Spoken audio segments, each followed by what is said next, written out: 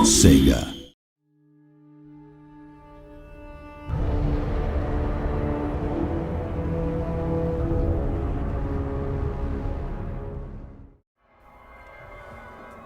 Hello, good evening, and welcome to the latest Total War Warhammer campaign walkthrough video. Today it's the turn of the perfidious Warriors of Chaos. We're now 34 turns into a campaign, with the mighty Kholek Sun-Eater as our starting legendary lord, and in these early stages of the game we've been concerning ourselves mostly with conquering the frozen wastes of Norsca. We began play with a single horde here in the Chaos Wastes led by Kholek, and we've steadily smashed our way westward along the northern coastline through the Norscan settlements, liberating their feeble-minded occupants from the pesky shackles of free will. Now we needn't have chosen to advance westward through Norsca from the beginning. Our other possible route out of the Chaos Wastes is of course through the human lands of Kislev. Now this is a challenge as they're militarily strong to begin with and also have some well-garrisoned cities too, such as Prague here. However, we're hedging our bets and we've stationed an exalted hero, Festagax Helrik here, to keep an eye on Kislev developments. As a Chaos hero, he'll passively spread Chaos corruption, which, if left unchecked, will begin to negatively affect public order and could ultimately lead to a Chaos rebellion. This can cause an AI-controlled Chaos Lord to rise with his army to challenge the region owner.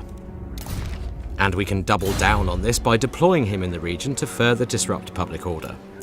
If we can incite a rebellion or two, that will weaken the province and make it much easier to conquer later on when we're done with the Norscans.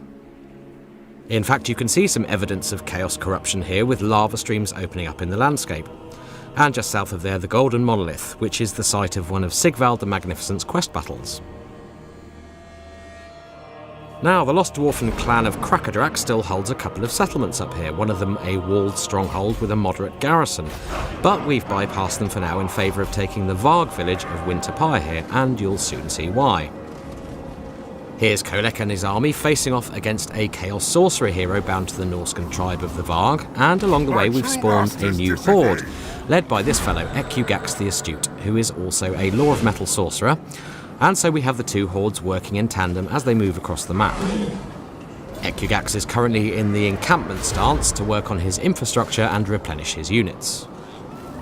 And this enemy hero has been hindering our movement somewhat with his own special abilities, so let's attempt a quick and dirty assassination with our Chaos Sorcerer hero, currently embedded in Ekugax's army. He's not yet a great assassin, as you can see from the probabilities on show here. And unsurprisingly, that was a failure. We'll have to level him up a bit and unlock his Zap skill to make him a more effective assassin in future. Now, as a race, the Chaos Warriors concern themselves only with the shedding of blood, and that is reflected in pretty much all of their features. If we look at their tech tree, we can see that it's serially populated with stat improvements for all the units in the Chaos Warriors roster. You'll need to expend the Chaos currency of favour with the gods to access these various improvements, which cost increasingly hefty amounts. Once unlocked, these techs begin with basic Marauder and Warhound unit upgrades, with some post-battle income buffs sprinkled in too.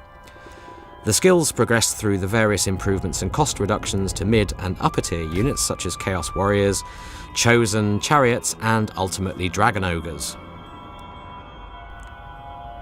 This thirst for war is also reflected in their infrastructure. Chaos Warriors travel as hordes, which mean they bring their settlements with them.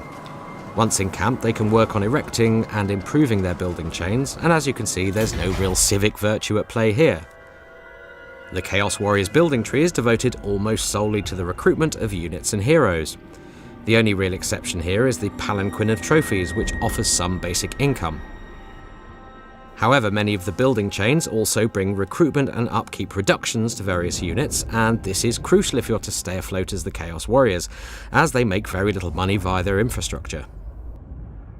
This means that to maintain armies you're often running at a deficit, as we are now, but for the Chaos Warriors, significant income is generated by sacking, looting, raiding and winning battles, and this means you never want to sit still for too long.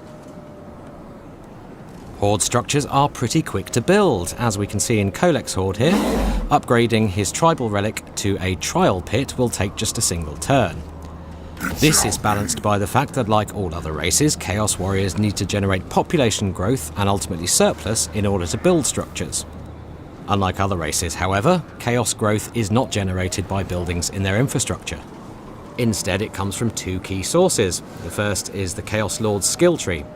The Tribes of Chaos campaign skill here is key to getting your growth moving. The second is simply to raise settlements. This brings a further temporary boost to growth and gives you all the more reason to burn your enemy's settlements to the ground, as it actively helps you develop your hordes. Back to the matter in hand though, which is the reason we've chosen to ignore the dwarfs for now and head to the Varg settlement of Winterpire. Okay, let's conquer this little Norscan settlement, which is a decidedly easy task given the tiny garrison and our overwhelming forces. So we've made a bit of money out of the encounter, and Kholek has ranked up a level 2. Now, Chaos Warriors often get a further post-battle option when conquering Norscan settlements, which is to awaken the tribe. This option liberates the original owners of the settlement, in this case the Eastling, who are then bound pretty tightly to your will and entered into an immediate military alliance with you. And if we take a look at the diplomacy screen here, we can see that the Eastling are fairly staunchly allied to us, as are the Bearsenling, who we also liberated earlier. Now that the Eastling are awakened to the power of chaos, this also gives us enhanced replenishment for our hordes in this region. This means we now have an area of respite on the map we can retreat to in order to lick our wounds after battle and supercharge our character and unit replenishment. Yes! Bring the storm! And at this point you may have noticed those fiery particle effects on our two hordes. Now this is a sign that our hordes are suffering attrition, and this is happening because their proximity to each other means that they're infighting.